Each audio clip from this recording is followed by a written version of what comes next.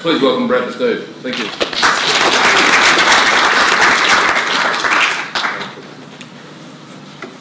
Okay, thanks for coming. Last session of the day. Thanks for your persistence. Just stick with us. We'll be finished.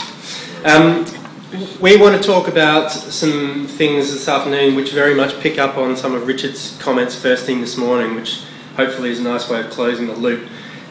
Basically what we want to talk about is kind of a story about the role of physical places in supporting knowledge-based organisations. So there are many aspects to a knowledge-based organisation, as you've sort of talked through today. We think physical place is one of the critical elements in supporting that. This is a story about Brad's business, basically, particularly in Melbourne, Hub Melbourne, which is a co-working environment, which he'll explain more about. He's going to tell you how it works and what's involved.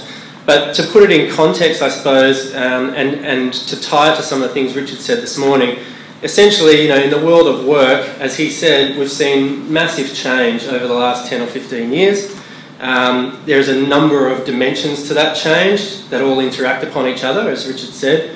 The prevailing, I guess, prevailing trajectory in all of that is a fundamentally more autonomous, flexible, self-organising way in which to do work, supported by technology that we've never had before, right?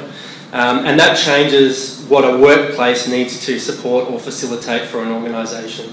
And it raises a series of interesting opportunities. And there's been a lot of press lately about new ways of providing workplaces for organisations that are much less traditional and use this opportunity to make the most of an organisation. One of the opportunities is, I guess, the concept of co-working, which Brad's going to talk about. It's a very particular manifestation of those trends, I suppose. And Brad will explain how that happens at Hub Melbourne, and then we'll say, well, how do those principles apply potentially to other kinds of organisations, perhaps more traditional workplace applications as well. So the first step is to understand Hub Melbourne and co-working, and I'll give you to Brad. Great. Thanks, Steve, and good afternoon, everybody. So I'd like to share with you a little story which has, I guess, taken up the most part of the last 4 years of my life. And I guess Hub was the culmination of my searching for, well, what would be the new future of work for Brad. So I used to have an IT business. It was very much an old paradigm kind of business. We were making small little changes on the edges, and it was very much a traditional structure. I, in one sense, rebelled completely from that, took myself off to Europe, and the first week that I was in Spain came across the formation of Hub Madrid. From the very first moment that I came around the Hub and right through till now, there's two really powerful things about it that keep me coming back to it. The first one is every day I go into work, I'm surrounded by new people doing different things from about 100 different organisations, and those 100 different organisations vary on a daily basis. The second one is in this hyper-connected world, understanding the importance of physical space in making all of those connections so much stronger. And that's the first one of these things that I hope you take out of our presentation today. In this connected world and this high-tech world that we now find ourselves in, I think that one of the most powerful and most important things, which is even more important now, is the creation of physical spaces. And also I propose to you and talk to you about co-working today for you to consider as an opportunity to create economic activity within your local communities. And I had a thought this morning when I was listening to Richard's presentation, where is the role of local government going forward maximising the level of social capital within the community? So is it maximising the connectedness between all of the different people, both within your community and then also outside of your community? And hopefully you'll be able to pick up a few of those things from what we're talking about today and take co-working back to your communities. So what are we talking about? So the first thing that I'd like to point out about co-working is that we're talking about multiple organisations working from the one place. Because you've got multiple organisations working from the one place, you end up building up a network of connections and opportunities.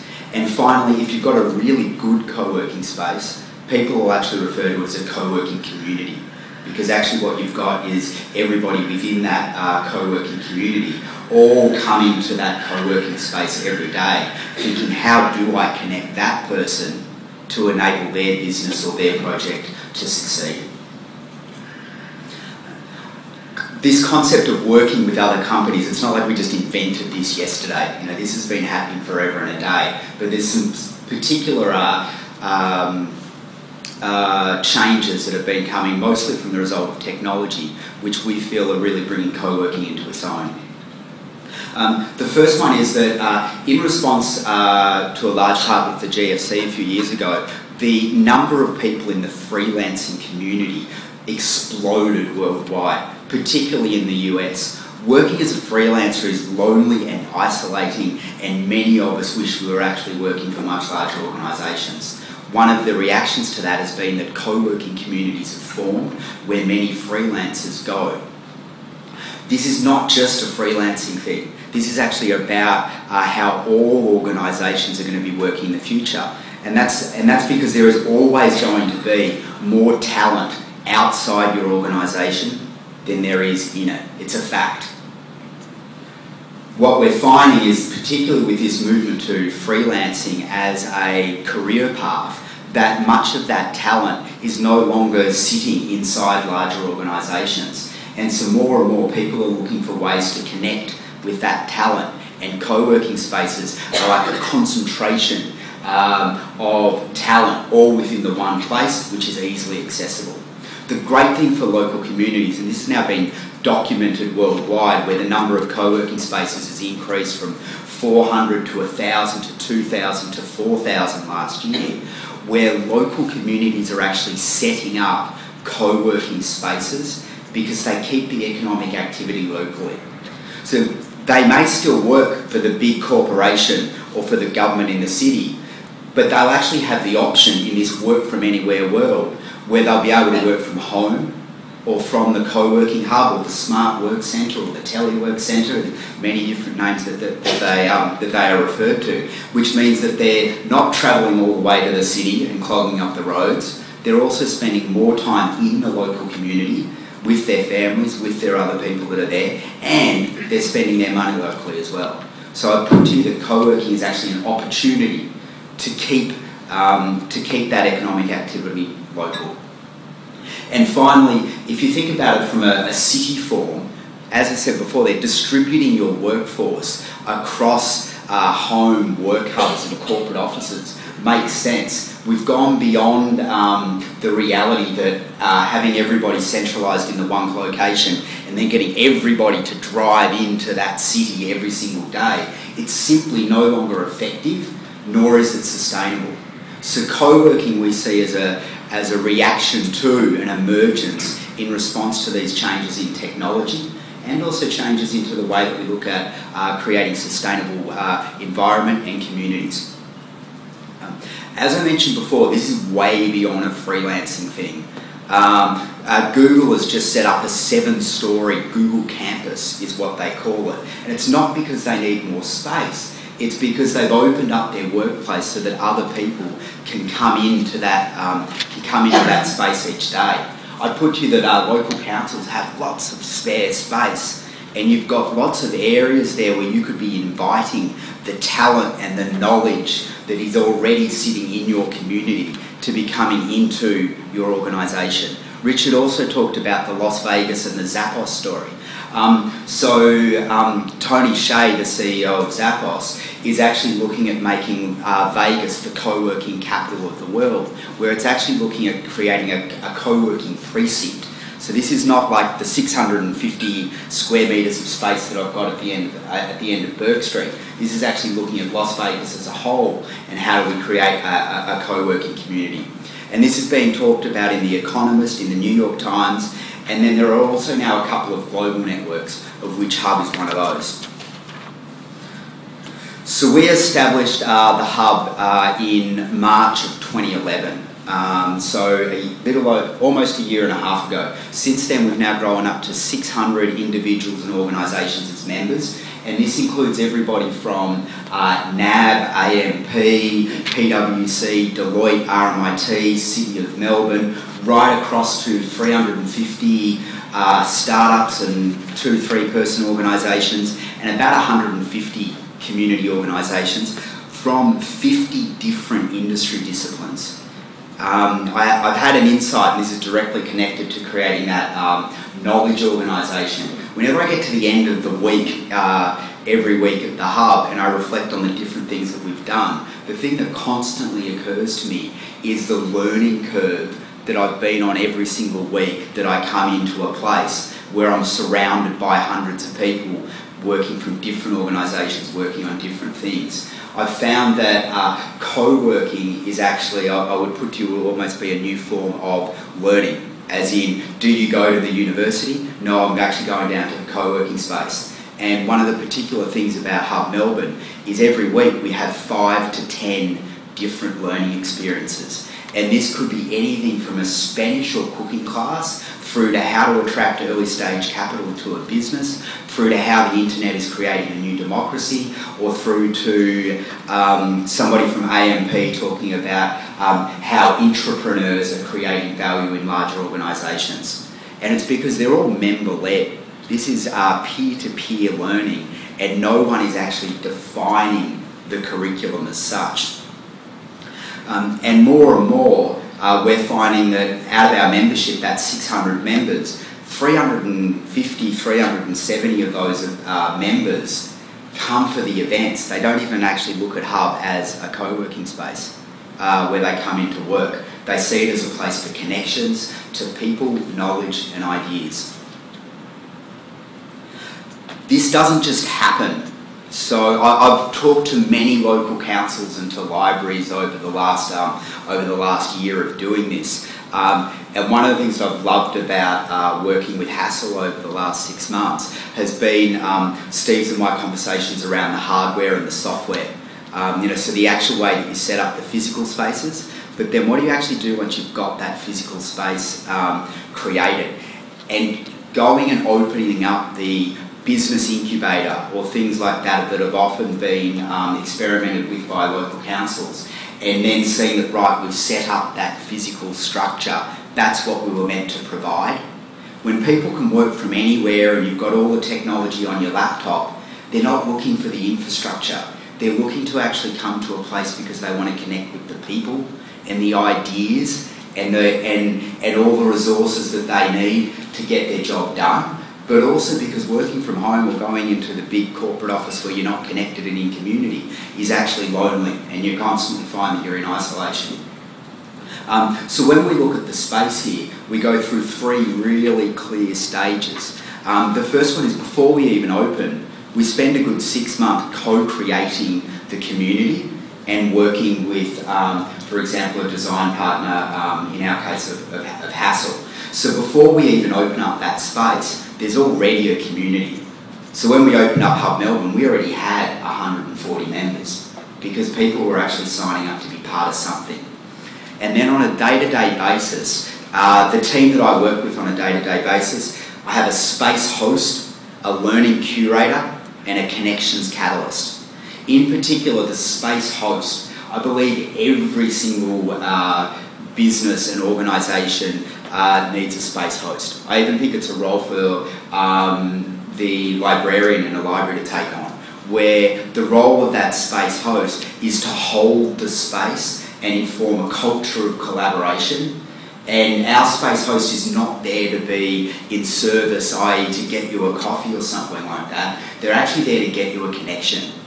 Because more and more, what we're going to find is that the effective organisations and the organisations that are knowledge organisations are going to be the ones which are really effective at connecting their people both within and outside their organisation. And finally, that's also not enough in itself. There's 1 degree of separation between a connector and a bottleneck. So ultimately what we aim to do at the Hub is when the members, our customers, become the host, that's when we know we've nailed it. because that's when you've got an ecosystem where everybody is actually coming into the hub and trying to connect everybody else so that they can grow their organisation. So this is the journey that we've been on. It's been about a year and a half, and we're currently now sitting between this internal of hosting, curating and catalysing that our team does, but then we're also now seeing that our membership has actually taken on a life of its own, where at 600 members, they're all actually coming in and connecting everybody else. We use a online platform, Yammer. Many of you may or may not know that one. I guess an enterprise Facebook. It's secure.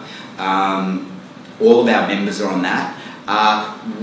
We have paying customers, of which only about 10% of them are in the space every single day. So 90% of our customers are actually not there, but are still deriving value from being part of the Hub network. And a big way that we do that is through having the Yammer platform. Why do I think this works? I come in, I see all of these things happening every day. I've boiled it down to 4 reasons why I think co-working actually works. And I think it has a role in creating a knowledge organisation of the future, but also can be seen from a community perspective with how do you leverage hubs and co-working to build value within the community.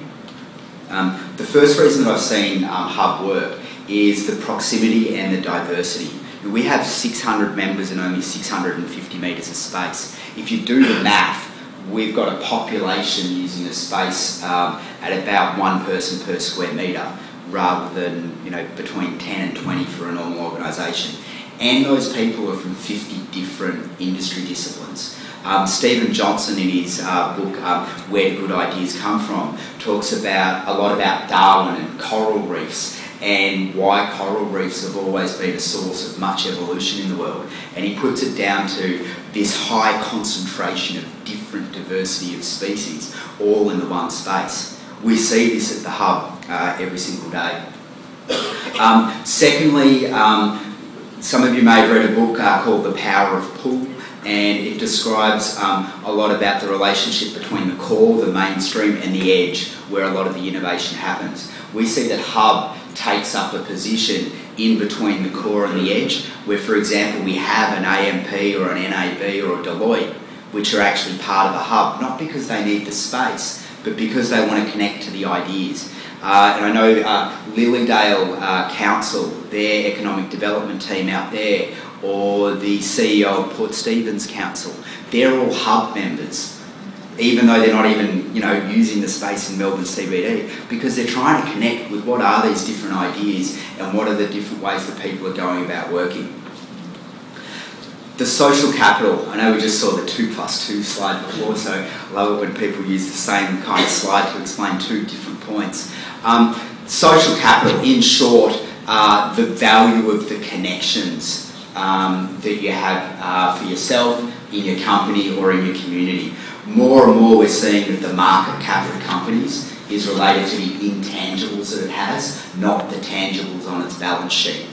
We put a lot of that down to organisations that are actually able to maximise the social capital, i.e. their ability to connect all of the knowledge and the people within their organisation to the people outside of the organisation, are the people who are actually seeing an increase in their market cap from a financial sense. And the reflection that I had earlier today when listening to Richard was, is it that the community in the future that is able to best connect all of its citizens, is that the community that's actually going to be the most thriving and have the most value?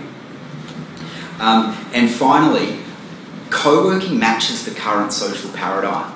I'm a Gen X, so I grew up in an email world of one-to-many and one-to-one, and same with our offices. We have I go into one office, or I can work from several different offices. It's completely changed. Half of your millennials had their births announced on Facebook. So these guys are hardwired into a many-to-many, open source, non-hierarchical world, and our workplaces, if we think about them at the moment, they just simply don't match it. So in another 10 years' time, when Gen Y is your majority of the workforce, we're going to need to have created spaces that actually match what that paradigm is.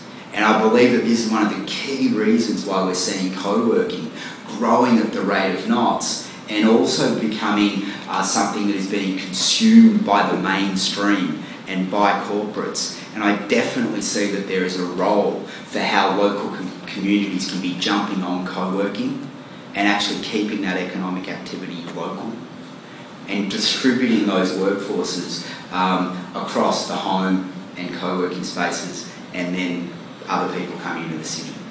That's a little bit about the journey that I've been on over the last few years. And I'd like to welcome Steve up to the microphone now, just to really talk about that role of place, because we've got lots of places in all of the local communities, and I think there's something really valuable in them. Thanks. Thanks, Brad. So, Brad came to us, we're a design firm, multidisciplinary design firm, so Brad came to us and said, I want to create this space or expand this space that supports this community that he's just been describing to you. And you can see why we were interested in getting involved. I think 2 points from this morning, yes, you can work from anywhere, anytime, however you want to now, but I would argue that makes space, physical places, all the more important, not less important.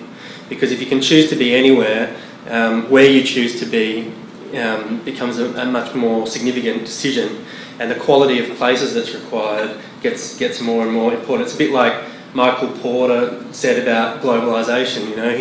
When everyone was freaking out that a global economy would mean nothing would happen locally anymore, and he said, well, hang on, if everything's global, then the things you can only get locally will get more and more valuable, not less valuable. And so it is a physical place in a world of virtual work, I guess. So this is about how space, we tried to help Brad's membership create a place that supported the kind of energised, diverse, dynamic, innovative community that he was talking about. And we'll talk a bit about the spaces for Hub that we helped design for Hub to start with, but then also how these are relevant to broader organisations. The fact is that most workplace environments, as Brad said, are relics of a bygone era. Just about any workplace that you guys are working in is, I'll almost guarantee you, out of date and not reflective of the current way people work. But good workplaces actively facilitate communication and knowledge transfer and can be genuinely fundamental in creating a knowledge-based organisation. This is actually for an advertising firm just around the corner from here. But for Brad, this place that he was creating was this sort of the clubhouse for this distributed community in much the same way that organisations' workforces are now distributed. And in helping them design it, it really rammed home 4 lessons, I suppose, about what a good workplace should be about for the future and for the knowledge-based organisation. The first is that there's no point having a place unless it's an authentic, welcoming, comfortable place that people want to be. Because in Brad's case, if they don't want to be there, they won't pay their membership and he doesn't have a business anymore. But equally, in your organisation, if people don't want to be there, they can choose to work elsewhere, and they will, whether that means not coming into the office at all and not engaging in the various things they need to, or leaving the organisation altogether. And the role of design in creating places that feel good is a subtle but really important part of that. I think people have generally really good bullshit detectors when it comes to physical environments. They can't even tell you why they don't like a place, but they know they don't like it and they won't hang around in it. And there's no point trying to make places that help connect people and facilitate interaction and conversation unless they're places that people want to be, because they won't work. So the role of design in that is really, really important and not very well understood in general. The other role of good workplaces for knowledge-based organisations is to support this concept Brad was talking about in his membership of diversity and intensity. Because if the value of an organisation is about the ideas that get shared and sparked and leveraged for services or whatever the case may be, it's about helping facilitate those connections. So maximum diversity of activities co-located together under intensity to spark those interactions. And a good workplace can help generate conversations that would never have otherwise happened in a bad workplace. There's no doubt about that. I think the third thing is about the self-organising nature of a place like we created with Brad for his community, and also of any good workplace. As Brad said, organisations happen so fast now, so multi-directionally, in sort of such complex structures, that the idea of setting and fixing and controlling the physical environment, allocating it on an hour-by-hour or person-by-person basis is ludicrous, really, when you think about the speed and complexity in which people work. So why not create an environment that is also self-organising and can facilitate that speed of business? So in co-designing this place with Brad's members, everything in the hub environment that you can see there is completely freestanding. And the members, because they're involved in the process of co-designing it, feel absolutely entitled and able to pick things up, move them around, rearrange them, move some tables together, push this to the window, pull that whiteboard over here, and in a way that you don't really get in a traditional managed workplace paradigm. It's just not dynamic enough to support that level of rearrangement. And that gives you so much benefit over time as an organisation to rearrange teams and form and unform, grow and shrink and as you need to, in a way that traditional workplaces really stop you from doing. I've got a great idea, let's talk about it next Tuesday when the meeting room's free. It just doesn't work that way. And of course the underlying enabler of all this is the technology that helps people work at these speeds, and there's no doubt that that's critical. So those are some of the ideas that help facilitate a co-working environment as a very extreme example of a knowledge-based organisation where even the organisational structures have dissolved, not just the way we use space, but the organisational structures, so that people are forming and unforming teams of freelancers for projects, a bit like Richard said this morning, work becoming project-based, not organisationally structure-based. But some of these principles apply equally to much bigger, much more traditional organisations. This is the ANZ Bank headquarters, which we designed for them in Docklands. And inside that building, it's a massive building. There are about 8,000 people that work out of that building. So bigger than many country towns in Victoria.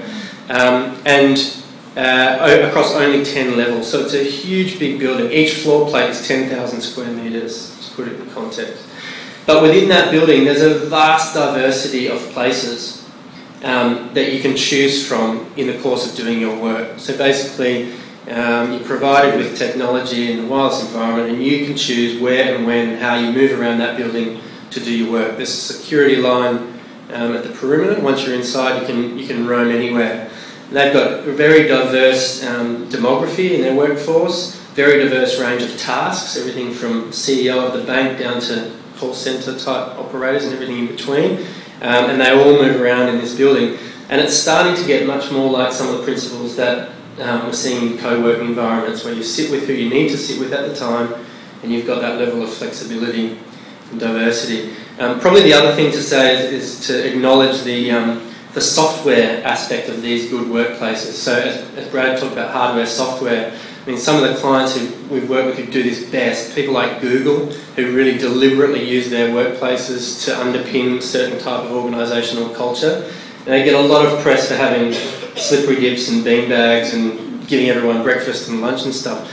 But of course, those things are very deliberate, right? It's not about giving people lunch. It's about the conversations they know that happen while they're having lunch, which builds the social capital in the teams, which leads to trust, which leads to sharing of ideas, which leads to product innovation, which leads to revenue streams. And they know that's where 20-year-old software engineers share their ideas while they're playing football at midnight. So they create an environment where they can play football at midnight. So it's all about understanding the hardware and the software and how those come together to further your particular focus as an organisation. This is another example of a completely different context again. SA Water, the government water utility in Adelaide, and how they used physical places to create the kind of organisation they were wanting to create. So they had three major problems. They were located in 3 different locations, and they had dysfunctional ravines between each culture They didn't want to talk to each other. Head office, operations and laboratories, and never the three shall meet sort of thing. They had a massive demographic cliff that was coming because all their water engineers were nearly 50. They were all going to retire at the same time, and no one younger than 50 wanted to work for them. And they were actually world leading in water sustainability, being from the driest part of the driest continent, but no one knew because you couldn't tell. And they decided to use this building to reinvent the culture of the organisation. And the head of people and culture ran a process that led to a building that was all about being a knowledge-based organisation that valued internal knowledge sharing, communication, a whole change process that went with that, but a physical environment that reinforced it. And the outcomes from that project were really powerful, you know, talking about the alignment that this process in this building created, a culture, really, you know, and I liked Richard's observations of the cult-like culture in a place like Zappos and the way physical environments can reinforce those. And some of the really hard metric outputs that came out of this. So their graduate program used to get 12 or 15 applications a year, and now it gets more than 400 every year. And I mean, the head of people and culture wouldn't say that was all about the building, but he'd say there's no doubt that the building helped us do what we did more broadly for the culture. So I guess you know, we're covering a lot of territory here, I suppose, but what we're trying to say is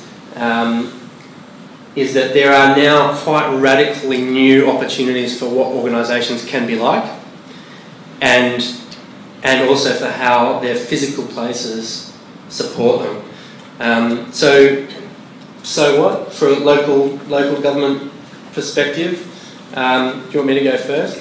I mean, I guess what we're saying is, you know, that social capital is critical in those organisations.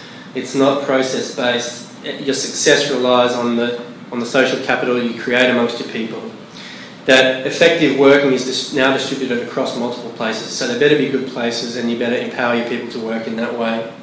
And that creativity and talent and that kind of individual mastery and enthusiasm that Richard talked about this morning is always going to exist in amorphous ways across all sorts of different organisations. So we probably have to get more progressive about how we think about tapping into those. As I love that example just before, when it was you know, the increase in the number of job applicants as resulting from a workplace. At the hub, you know, we've been there for 18 months now. If I ask any of our members after 6 months why do they keep coming in, it'll be about the connections. It won't be, oh, because you've got a really fast internet connection.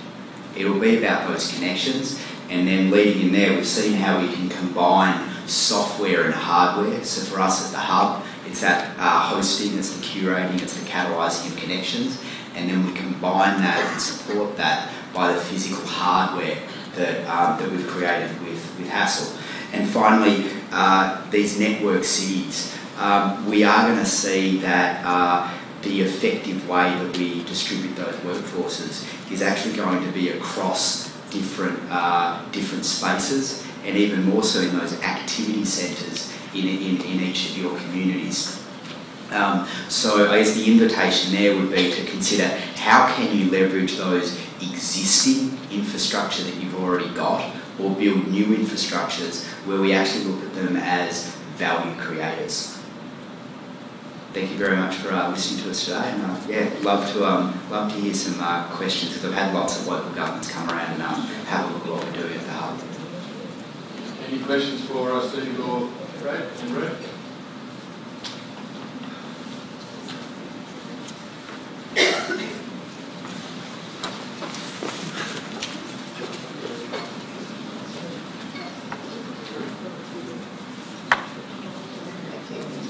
you have any specific examples for, obviously, government-constrained budgets, some examples of what you might do within your existing infrastructure to improve the environment, make it feel more comfortable, welcoming? Yeah, fair question. I think the biggest picture, at the biggest picture level, it's about being clear about what is the purpose of your accommodation or your facilities, you know. And that sounds really simple and obvious, but isn't often the thing that's actually driving how decisions get made around property. So that's probably the first step, is just establishing that alignment. But then underneath that, within those constraints, sort of constraints that you're talking about, I guess it's looking carefully at what you allocate to what, how much of your space and money you're allocating to different things, and whether that really reflects where the value is. So if you look at most sort of traditional open plan work environments that have been rolled out with cubicles, you know, the way they were for many years, probably usually around 70% of the total amount of space is dedicated to those cubicles, right? Leaving only 10% or so, once you've taken out the corridors and circulation that you need, leaving only 10% for places to meet people, talk to people, engage with people, and do the stuff that's actually probably much more valuable to the organisation. So rather than needing more and more and more space, it's probably just about reallocating that space, finding the things that are wastage. I mean, I pretty much guarantee that you're all allocating huge amounts of space to storing paper that you actually don't need anymore. For example, what happens if you go through the process of capturing that space and any unnecessary extra space in the cubicle environment and reallocating it to places that support the way you want your people to interact with each other and the sort of culture that you want to drive. And we've seen some examples as well where what local councils are doing is they're now looking at, well, what do we do with the business incubator or with spaces in the library? And remember, it's not about creating a space for people to come to work. They can do that at home. They're coming to actually connect with other people. So what I put you there, you've got spaces there. Don't go setting them up with all this whiz-bang technology, or for God's sake, putting 20 computers on the desks. You know, it's about creating places for people to come to and actually connect with each other. Any other questions?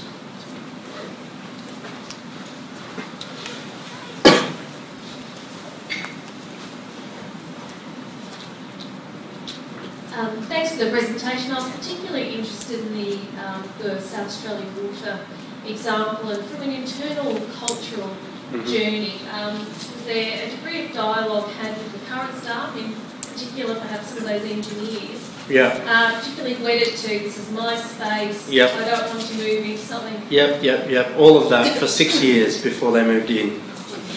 So, absolutely, you know, rule number one, you can never start too early on that journey.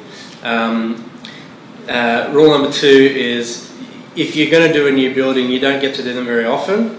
So the responsibility really is with you to make the most of that opportunity. And making the most of that opportunity means asking from the very beginning, how else could we do things if we started from scratch that would make more sense? And how could we rearrange our processes if we were free to do so that might lead to quite a different sort of workplace outcome? And they worked on that hard for a long time. And they really approached the whole thing as a cultural change project, of which one strand was a new building that reflected that. And that, again, sounds simple, but is a fundamental flipping of the way most buildings normally get done. Most buildings get done by the property industry, which is the last group of people that should be responsible for buildings. Yeah? The best clients I've had over the last 10 or 12 years, all the best clients I've had are not property people, because they just jump straight to, you know, assumptions about what a building is or should be, or what a desk should be, or what a room should be, and they're all out of date, and they're not what people actually want. So the onus is there with the client to challenge that industry process.